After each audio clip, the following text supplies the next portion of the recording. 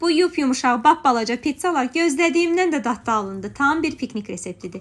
Kaş ki porsiyasını çox edib yarım fabrikat kimi də dondurardım. Dəqiq resepti videonun mətnində yazmışam. Süd, yumurta ağı, bitki yağı ilə mayalı xəmir edib acıyandan sonra 50 qramlıq kündələr ayırıram. Kündələri streçləyib şişməsini gözləyirəm.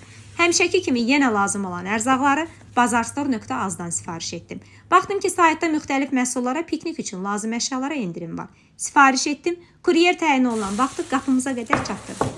Rəngli biberləri incə-incə kub şəklində doğrayıram. Sonradan ağlıma gəldi ki, tel şəklində doğranmış qırmızı soğan da bura çox yaraşardı.